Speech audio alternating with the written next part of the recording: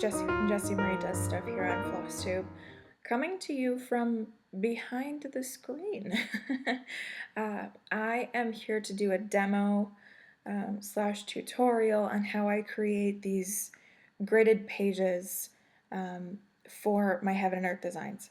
So if you are looking for a regular update, if you clicked on this thinking that this was going to be a regular update, it is not. I will do that on Wednesday.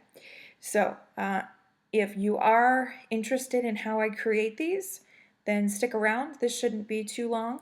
It's just a real quick tutorial on how I do this. So as you can see in front of you, I have my In This Moment one here, and I have it gridded out by the pages, and then I also have these center marking lines, so you can see that the absolute center of the project lands smack dab in the middle of her chest.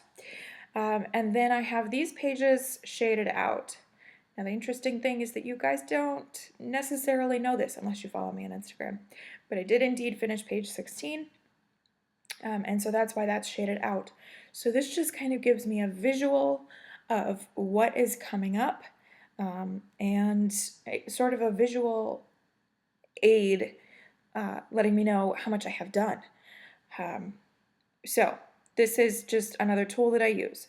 Now, one thing I have to tell you guys is that this tutorial is going to be done entirely in Mac numbers. It's the Apple equivalent of Microsoft Excel. It has some form and function that Excel does not. I do not know how to do this in Excel because I don't have Excel. So just to forewarn you. Now I will tell you that this is done with very basic shapes. It's done with lines and with the adjustment of the opacity of these, particularly with these blocks here. So you absolutely can do this in other programming. You could do it in a photo editor, or you could do it in, I think even Microsoft Paint probably has some functionality that is equivalent to this.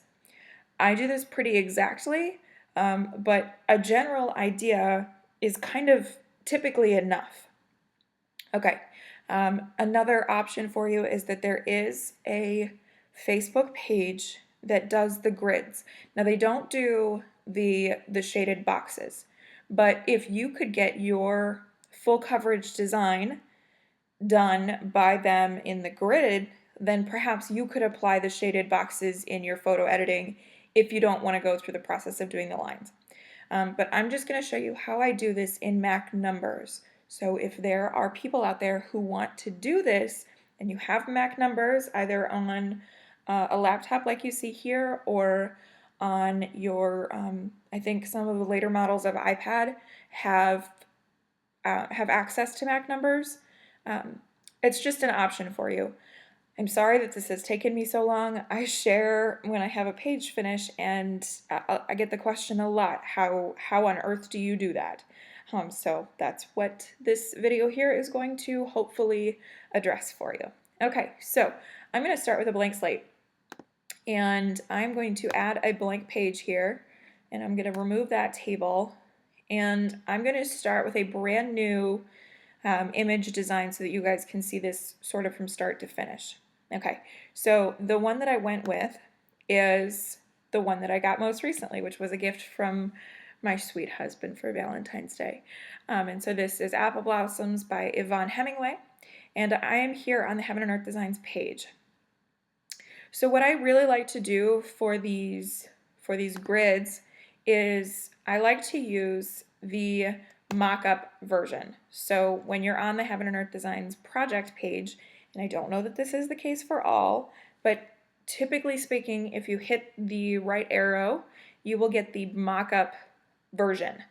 So this is pretty close to what it would look like stitched up, pretty close.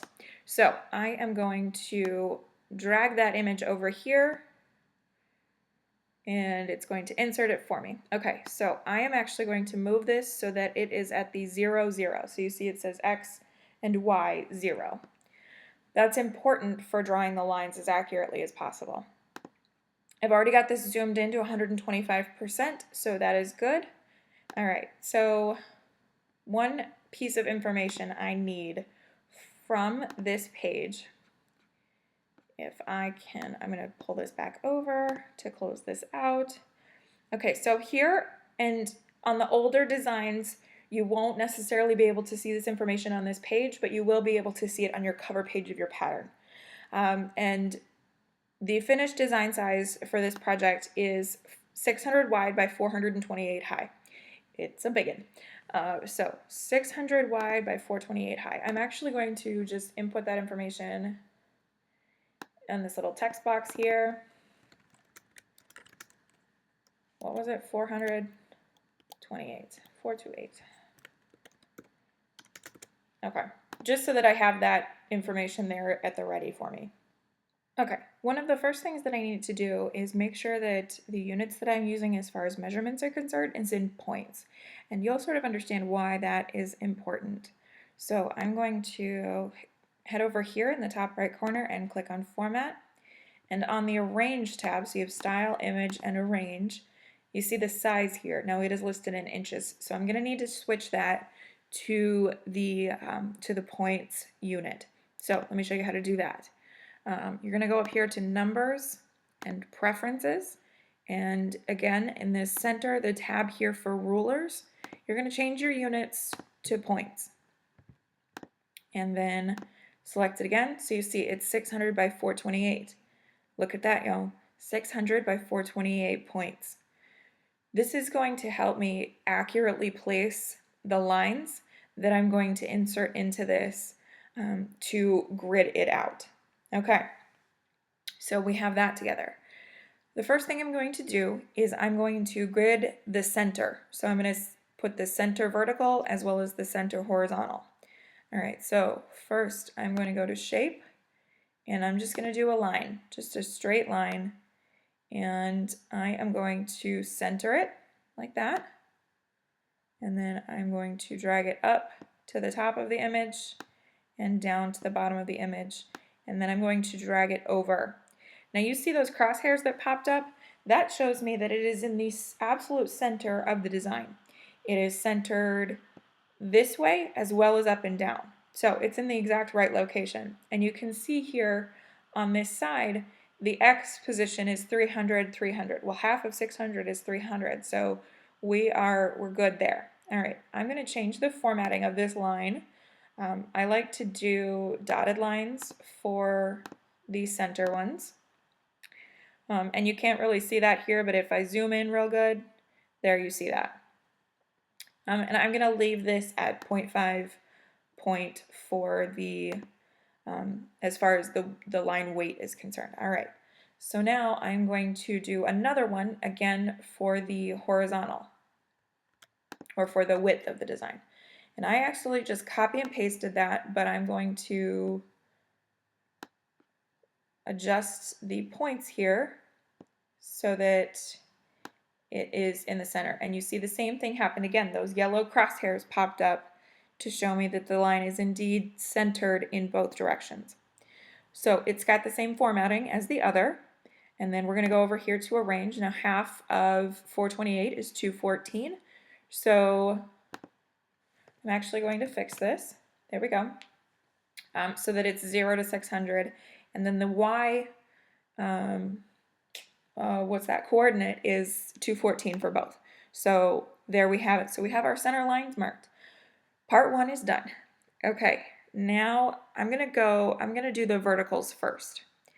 All right, so I will stitch these designs. I stitch them almost always in the regular format. What that means is that the first page is 80 stitches wide by 98 stitches tall. That is only the case for the first page, for the very first page. So I'm going to go ahead and again insert a line, and this time I'm going to make it a straight vertical, and then I am going to adjust this. I like to leave these solid, but I'm going to increase this to a 2-point line. So it's a 2-point, it's essentially 2 pixels wide. Okay, so now I'm going to arrange this, and I really like to do this with the coordinates specifically, but you can just sort of move lines across your image if you're not using Mac numbers, or if you're using an older version of Mac numbers. Okay, so I want the X coordinates to stay the same. However, I want them to be at 98. So you see that there. It has moved to, nope, excuse me, I want this at the 80 because each page is 80 stitches wide. All right, so the first column of pages is set up there. It is 80 stitches wide.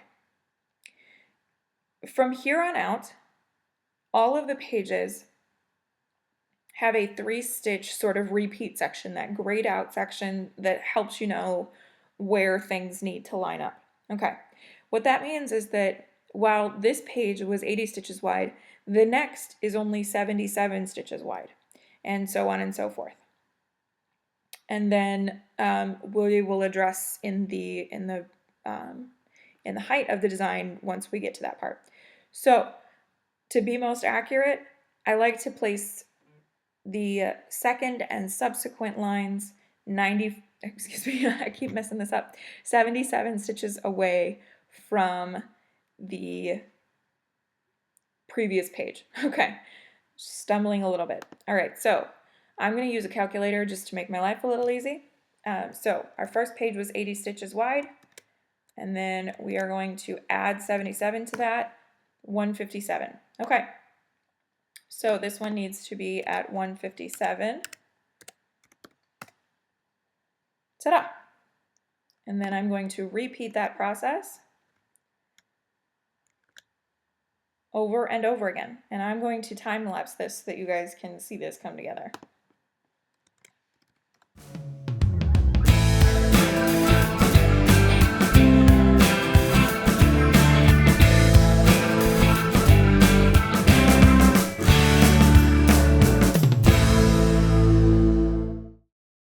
Okay, there we have it.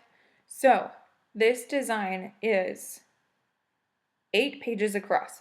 However, the 8th column of pages is a shortened column because the math just doesn't add up to create a full page. So this last column will be less than a full page. So we have our verticals done. All right, so let's repeat that whole process again with the horizontals. All right, so I am going to draw again. All right, now, as I said before, these pages on a regular format are 98 stitches tall. So first of all, I need to fix this. Okay, so that it runs the width of the design. All right, so I know that this first one needs to go 98 stitches down. Okay, so there's page 1 through 8 all gridded out. There we go. And then I'm going to repeat the same process like we did before, taking into account that 3-stitch margin. So each page from here on down will be 95 stitches tall at the most. So I'm going to copy that and paste it. Clear the calculator. 98 plus 95 is 193. Okay, so we'll do the same thing again.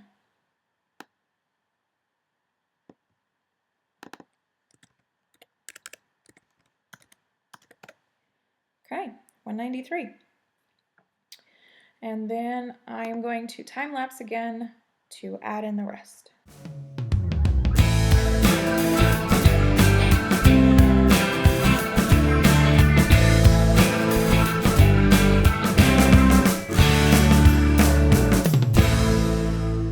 Okay, there we have it. It is all gridded out. So this is 4, and then it looks like a half page tall. So, ta-da, we have the grid done. Okay, now let's do the shading of the boxes. So I'm going to use a shape, and I'm going to use a square. And I'm going to stick with what it is, what it's showing right now, and I'm going to put this on the very first page. So I'm going to cover up the very first page, and you see those crosshairs lined up in both the horizontal and the vertical there. so I know I'm in the right spot. It also shows 0, X, and Y here for the positioning, so that's good. All right, so then I'm just going to draw this across until that yellow line pops up in the vertical. Ta-da, it fits, okay? Then I'm going to do the same in the horizontal. All right, so I have my box here for page 1. All right, now I am going to change the style of this box, and I'm going to change it to color fill, and I'm going to do black, but I am going to affect the opacity of it. I don't want any shadow. So if I roll down here on style of the box, I see the opacity, and so I'm going to cut this down to, let's go to 40%. So that is only 40% of the original depth of black for this box. So it's shaded over. It's kind of hard to see because this first page of this design is it's pretty dark. So I'm going to do the subsequent pages. Now, each of these boxes is not the same size. All of these inner boxes here will be. All of these boxes here, the center boxes on the top and these center boxes on the sides will be the same size. But they are not all exactly the same size because we have adjusted for the repeat sections.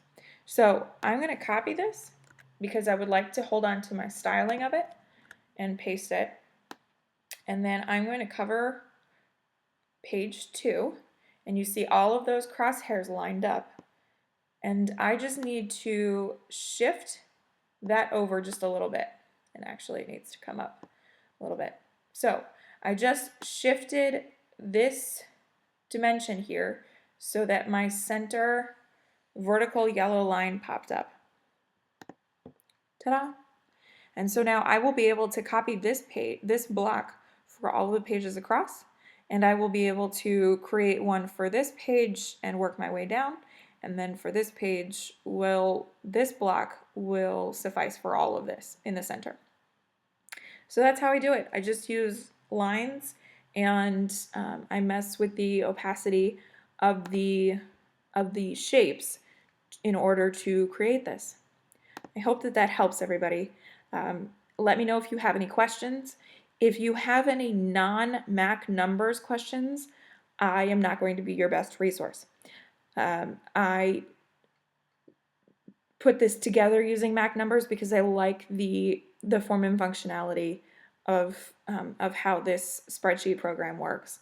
I don't think that Excel has the same abilities, but I could be wrong because I've been a Mac user for years now.